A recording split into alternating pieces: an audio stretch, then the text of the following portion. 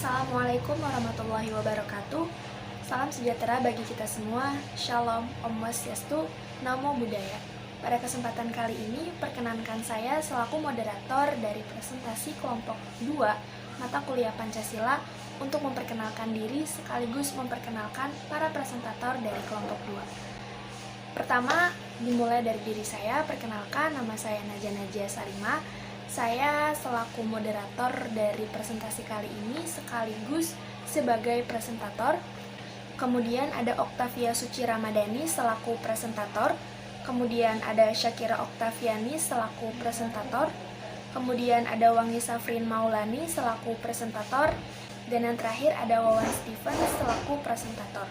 Sebelum saya membuka presentasi pada pagi hari ini, perkenankan saya untuk memberikan sedikit prolog mengenai bahasan yang akan kita bahas pada presentasi pada pagi hari ini.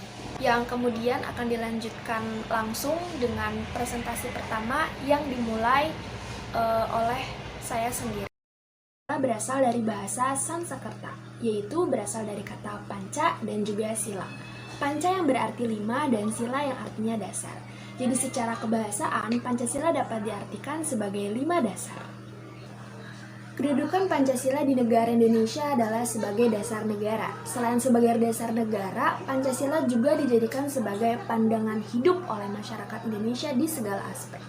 Baik itu dalam kehidupan bermasyarakat, bernegara, maupun berbangsa, hingga kepada ideologi nasional. Sebagai pandangan hidup bernegara dan berbangsa, tentu nilai-nilai yang terkandung di dalam Pancasila merupakan hasil kristalisasi dan kebenarannya sudah diakui, sehingga menjadikan Pancasila sebagai pandangan hidup masyarakat Indonesia. Nilai-nilai yang menjadi pandangan hidup masyarakat Indonesia ini harus senantiasa diimplementasikan di dalam kehidupan sehari-hari oleh masyarakat Indonesia. Untuk itu kita perlu memahami makna dari tiap-tiap sila agar kita dapat mengimplementasikan nilai-nilai yang terkandung dalam tiap-tiap sila dengan baik dalam kehidupan sehari-hari. Sila pertama yang berbunyi ketuhanan yang Maha Esa dilambangkan dengan gambar bintang. Gambar bintang ini memiliki makna bahwasanya bangsa Indonesia adalah bangsa yang beriman dan bertakwa sesuai dengan kepercayaannya masing-masing. Bisa kita lihat pada gambar bintang ini terdapat warna kuning keemasan, di mana ini merupakan sebagai simbol dari cahaya. Jadi diibaratkan bahwasanya bangsa Indonesia ini mendapatkan petunjuk berupa cahaya dari Tuhan Yang Maha Esa. Latar belakang hitam pada lambang bintang ini menggambarkan warna alami. Dengan berkah dari Tuhan Yang Maha Esa, diharapkan bangsa Indonesia tidak tersesat dari hal-hal yang dapat menyesatkan. Jadi gambar bintang yang berwarna kuning keemasan dan juga latarnya yang gelap yang berwarna hitam itu menjadi dua hal yang saling melengkapi. Jadi diibaratkan bangsa Indonesia itu dapat jalan di jalan yang lurus, tidak tersesat. Sekarang kita memasuki kepada nilai-nilai yang terkandung pada sila pertama. Nilai yang terkandung pada sila pertama adalah nilai religiusitas atau ketuhanan. Nilai religiusitas adalah nilai yang berhubungan dengan individu dengan sesuatu yang dianggap sakral, suci dan mulia, yaitu Tuhan. Bentuk dari nilai religiusitas ini adalah kepercayaan kita terhadap Tuhan Yang Maha Esa yang telah menciptakan segala hal di alam semesta ini. Memahami nilai yang terkandung pada sila pertama berarti memahami bahwasanya masyarakat Indonesia harus selalu diikuti oleh jiwa untuk mencapai ridho Tuhan Yang Maha Esa di segala perbuatan baik. Menurut Kailan, guru besar filsafat Universitas Gadjah Mada, bahwasanya nilai-nilai yang terkandung dalam sila pertama meliputi dan menjiwai keempat sila lainnya. Dalam sila ketuhanan Yang Maha Esa mengandung arti bahwasanya negara yang didirikan adalah pengejawantahan tujuan dari diciptakannya manusia sebagai makhluk ciptaan Tuhan. Sehingga dalam kehidupan bernegara selalu diikuti dan dijiwai oleh nilai-nilai ketuhanan Yang Maha Esa. Selanjutnya, setelah kita memahami tentang nilai-nilai yang terkandung dalam sila pertama, selanjutnya adalah bagaimana cara kita dapat mengaplikasikan atau dapat mengimplementasikan nilai-nilai yang sudah kita pahami tadi ke dalam kehidupan sehari-hari agar dapat tercapai tujuan, yaitu tatanan hidup berbangsa dan bernegara yang adil dan beradab. Sila pertama yaitu ketuhanan yang Maha Esa mengisyaratkan masyarakat Indonesia untuk dapat hidup berdampingan antar agama atau kepercayaan agar selalu tercipta kedamaian. Melaksanakan kewajiban sebagai penganut agama yang diyakini dan menghormati bagaimana cara penganut agama lain beribadah, serta selalu berperilaku baik dimanapun, kapanpun, dan kepada siapapun karena meyakini bahwasanya Tuhan Yang Maha Esa selalu mengawasi hamba-hambanya. Selanjutnya adalah contoh studi kasus pelanggaran sila pertama. Pelanggaran sila pertama itu bisa berupa penistaan atau penodaan agama. Nah, kasus yang pernah heboh pada masanya di Indonesia yaitu kasusnya Lia Eden. Lia Eden ini merupakan pemimpin sekte tahta suci kerajaan Tuhan yang sudah dinilai sesat. Pada para anggota sektenya itu, dia itu memperkenalkan ajaran agama baru yaitu Salamullah. Nah, di ajaran agama barunya itu, yaitu ajaran Salamullah itu diajarkan yang pertama ada sholat boleh menggunakan 2 bahasa. Terus halalnya mengkonsumsi babi. Dan adanya ritual penyucian diri kayak menggundulkan kepala, membakar tubuh, kayak gitu-gitu. Nah, Lia Eden ini dinyatakan bersalah dan dipenjara selama 2 tahun pada tahun 2006. Selanjutnya ada perusakan tempat ibadah.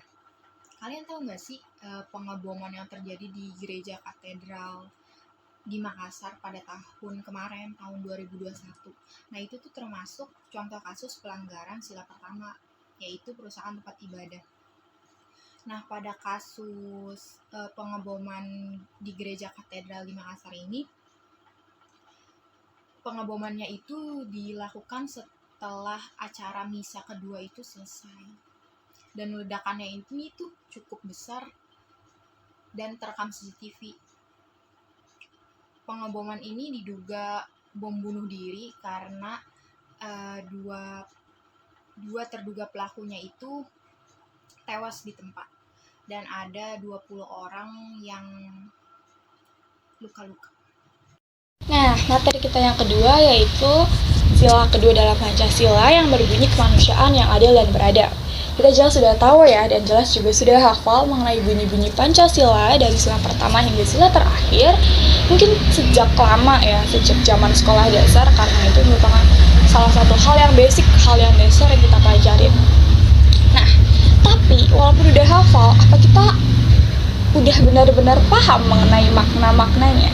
Apa kita udah benar-benar mampu menerapkannya ke dalam kehidupan sehari-hari kita? Karena sejujurnya ya, mungkin untuk menghafal merupakan hal yang mudah, tapi untuk menerapkannya ke dalam kehidupan sehari-hari kita itu merupakan hal yang cukup sulit ya. Nah, di sini saya akan membahas mengenai beberapa hal mengenai sila kedua Pancasila ini, yaitu ada lambang dan makna, ada nilai-nilai terkandung di dalamnya, dan ada bagaimana cara mengimplementasikannya ke dalam kehidupan. Pertama, ada lambang dan makna Pancasila sila kedua. Kita jelas sudah tahu ya, apa itu lambang dari Pancasila sila kedua. Nah, lambangnya itu berupa rantai yang kalau kita teliti lebih lanjut, ternyata jumlahnya itu ada 17 loh teman-teman. Hebat ya, ternyata para pendahulu bangsa dalam menyusun naskah dasar negara itu gak asal isi aja, gak asal susun aja, yang penting selesai gitu. Tapi mereka juga memperhitungkan makna-makna yang tersirat di dalamnya. Nah, emang apa sih makna dari rantai yang berjumlah 17 ini? Nah, rantai yang berjumlah 17 itu kan identik ya dengan Hari Kemerdekaan Indonesia. Dan rantai ini itu tuh tersusun saling sambung menyambung menjadi satu dan tidak terputus.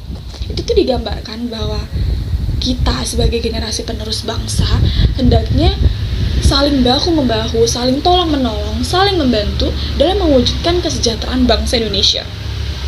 Kita mengedepankan demokrasi. Kita mementingkan kepentingan umum dibandingkan kepentingan diri kita sendiri. Dimana kalau kita lihat ya, kita tilik dalam kehidupan sekarang, sistem demokrasi itu bukannya jarang, tapi mungkin lebih ke tercemar karena para petinggi negara pun dalam membuat keputusan lebih mementingkan kepentingan golongan partai mereka dibanding kepentingan rakyat.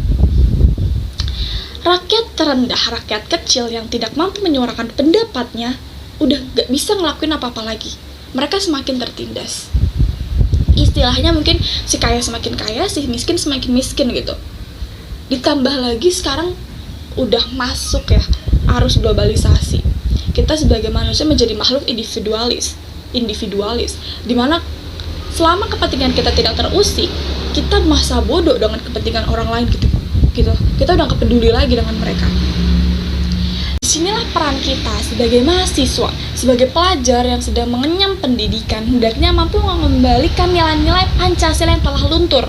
Kita mampu mengembalikan Indonesia sesuai jalurnya, sesuai tujuan utama bangsa Indonesia yang dulu tertulis dalam pembukaan Perundang-undangan Dasar Negara Republik Indonesia tahun 1945. Kedua, ada nilai-nilai terkandung dalam Pancasila.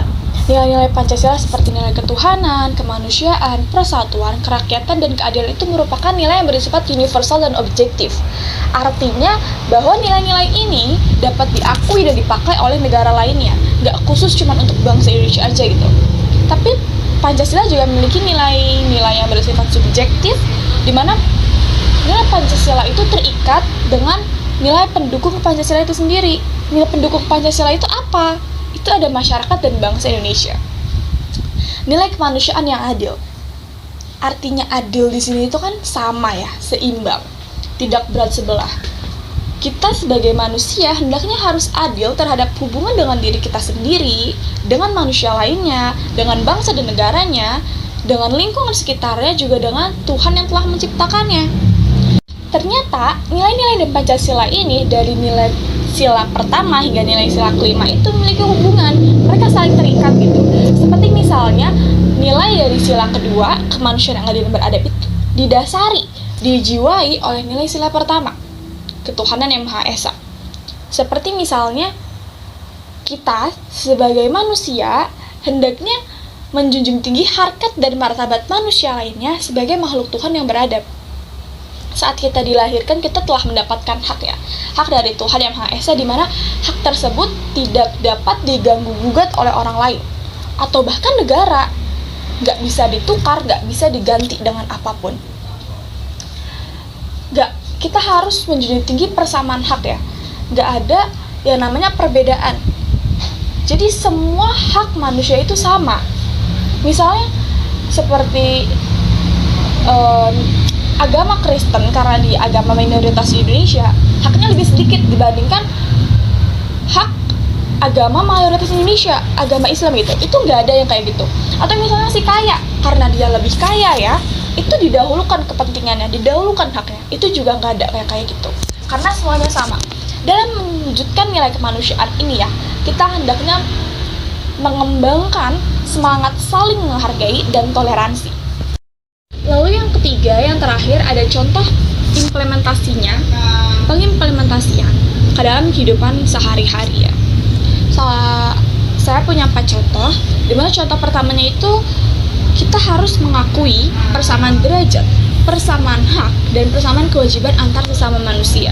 Contohnya itu misalnya di rumah sakit nih, ada 2 pasien yang berbeda. Yang satu pasien BPJS, penerima manfaat dari pemerintah, dan yang satu lagi pasien VVIP, di mana dia bayar sendiri. Nah, karena VVIP ini bayar sendiri ya, dia itu lebih didahulukan gitu kepentingannya dibandingkan pasien BPJS ini. Padahal kita mempunyai hak mendapatkan pelayanan kesehatan yang sama gitu. Terus yang kedua, ada saling menolong dan mencintai sesama. Kita sebagai makhluk sosial ya, hendaknya itu saling tolong-menolong karena kita tidak dapat hidup sendiri. Ada saatnya kita juga mengalami kesusahan. Kalau kita nggak mau menolong orang lain saat dia sedang kesusahan, bagaimana dia mau menolong kita? Gitu. Lagian pertolongan itu tuh bukan pertolongan yang mahal. Nggak harus yang muluk-muluk, asalkan kita mengusahakan usaha terbaik kita untuk menolong, itu sudah cukup gitu kan. Terus yang ketiga ada mengembangkan sikap tenggang rasa, saling menghormati dan menghargai. Contoh kecilnya, misalnya di kelas MK 1A ini ya, pasti ada yang namanya pengurus kelas, ada yang namanya ketua kelas. Dia memiliki tanggung jawab, dia memiliki kewajiban yang lebih dibandingkan anggota kelas lainnya. Nah, dalam menjalankan tugasnya ini, ketua kelas ini kan punya kewajiban yang lebih itu ya. Kita sebagai anggota kelas seharusnya menghormati dia, menghargai usaha-usaha dia, bukannya meremehkan gitu. Terus contohnya terakhir, tidak semena-mena terhadap orang lain. Contohnya itu seperti kejadian baru-baru ini, saya dengar di mana ada anggota DPR memukuli seorang ibu-ibu di pom bensin. Dia mungkin merasa ya lebih superior, dia merasa lebih tinggi, dia merasa saya pejabat negara harus didahulukan, saya tidak mau didahulukan oleh orang lain. Jadi dia mendahulukan, dia mengambil hak orang lain. Udah diserobot antriannya, dipukulin lagi. Itu merupakan tindakan yang sangat semena-mena terhadap orang lain. Selanjutnya kita akan membahas mengenai studi kasus pada sila kedua. Sila kedua tadi itu kemanusiaan yang adil dan beradab. Jadi studi kasusnya itu adalah pelanggaran yang dilakukan oleh seorang guru yang melakukan pelecehan seksual terhadap anak didiknya. Jadi kisah ini merupakan kisah nyata yang terjadi di daerah Surabaya di sebuah sekolah dasar. Jadi ada seorang guru pramuka yang melakukan pelecehan seksual terhadap anak binaannya yang laki-laki. Dan untuk kasus ini sudah ditangani oleh pihak yang berwajib dan si pelaku sudah divonis 12 tahun penjara. Dari kisah atau dari cerita ini kita dapat mengambil kesimpulan bahwasanya makna dari sila kedua ini harus benar-benar dapat diterapkan dalam kehidupan sehari-hari. Karena bagaimanapun setiap manusia itu mempunyai hak yang sama untuk dihargai, baik itu secara gendernya, baik itu secara keagamaannya. Jadi kalau misalkan dari konteks ini, seorang anak yang mungkin di posisi ini dia adalah orang yang inferior dan guru ini adalah orang yang superior. Seharusnya guru yang memang tugasnya mengayomi itu bisa benar-benar mengayomi, bukannya justru malah memojokkan anak ini dengan melakukan hal-hal yang tidak senonoh seperti itu. Makna sila ketiga Pancasila. Sila ketiga dilambangkan dengan pohon beringin. Makna lambang pohon beringin yaitu pohon beringin adalah pohon yang berdiri kokoh. Hal ini mencerminkan persatuan dan kesatuan Indonesia. Dan pohon beringin juga memiliki ranting yang banyak. Hal ini menggambarkan keragaman latar belakang budaya yang ada di Indonesia. Marilah kita lihat makna sila ketiga Pancasila. Ada 3, yaitu yang pertama, Negara Kesatuan Republik Indonesia atau NKRI. 2, cinta, damai, dan persatuan. Yang ketiga, yaitu tidak mementingkan kepentingan diri sendiri. Contohnya, yaitu yang pertama, 1, bangga menjadi anak Indonesia. Artinya, jadi kita harus menjadi anak Indonesia atau bangga menjadi warga Indonesia. Yang kedua, cinta produk-produk Indonesia. Artinya, kita lebih senang memakai produk-produk buatan Indonesia daripada luar negeri. Ya, jadi jangan bangga kalau misalnya pakaiannya buatan Jepang. Misalnya, jangan bangga, tapi banggalah kalau pakaian atau barang-barangmu itu buatannya Indonesia. Nah, selanjutnya ada nilai-nilai yang terkandung dalam sila ketiga Pancasila. Sila ketiga Pancasila ini erat kaitannya dengan persatuan dan kesatuan negara Indonesia. Oleh karena itu, sila ketiga ini dijadikan landasan negara Indonesia agar masyarakatnya itu tetap bersatu dan tidak ada perpecahan. Nah, apa aja sih nilai-nilai yang terkandung dalam sila ketiga Pancasila ini? Yang pertama ada sanggup dan rela berkorban untuk kepentingan bangsa dan negara apabila diperlukan atau bisa disebut sebagai bela negara. Secara fisik, bela negara itu diartikan sebagai sebuah usaha untuk mempertahankan atau menghadapi serangan pihak lain yang mengancam negara kita. Sedangkan secara non-fisik, bela negara itu diartikan sebagai upaya kita berperan aktif dalam memajukan negara Indonesia baik dalam segi pendidikan, moral, sosial, atau peningkatan kesejahteraan. Nah, yang kedua adalah mengembangkan rasa cinta kepada tanah air dan bangsa. Cinta kepada tanah air ini merupakan rasa memiliki, rasa kebanggaan, menghargai, menghormati, dan juga loyalitas tinggi yang dimiliki oleh seseorang pada negara tempat mereka tinggal. Yang ketiga ada mengembangkan rasa kebanggaan berkebangsaan dan bertanah air Indonesia. Kita nih sebagai orang yang lahir dan tumbuh di negara Indonesia, udah seharusnya nggak sih kita tuh bangga menjadi bangsa Indonesia? Misalnya saja nih kita menunjukkan kebanggaan kita tuh dengan berbahasa Indonesia yang baik dan benar, atau bisa juga mencintai kebudayaannya dengan berpakaian batik atau dengan menggunakan pakaian adat pada saat momen-momen tertentu agar bisa menumbuhkan cinta tanah air. Nah, yang keempat itu ada mengembangkan persatuan Indonesia atas dasar Bhinneka Tunggal Ika. Dan yang terakhir, yang kelima, ada memajukan persatuan dan kesatuan bangsa. Persatuan Indonesia ini mencakup dalam berbagai aspek seperti ideologi, politik, ekonomi, sosial budaya, pertahanan, dan juga keamanan negara Indonesia. Persatuan Indonesia itu merupakan sesuatu hal yang dinamis dalam kehidupan yang bertujuan untuk melindungi segenap bangsa Indonesia dan seluruh tumpah darah negara Indonesia, memajukan kesejahteraan umum dan mencerdaskan kehidupan bangsa, serta mewujudkan perdamaian dunia yang abadi. Nah, dari nilai-nilai yang sudah saya jelaskan tadi itu sebenarnya nilai pokok dari sila ketiga Pancasila ini adalah persatuan dan nasionalisme. Sebenarnya tuh pada zaman ini nilai kesatuan dan nasionalisme itu udah ada, tetapi cara perwujudannya atau pengimplementasiannya itu masih terjadi hal-hal yang berlebih sehingga muncullah kerusakan, kerugian, atau bisa kita sebut dengan distorsi.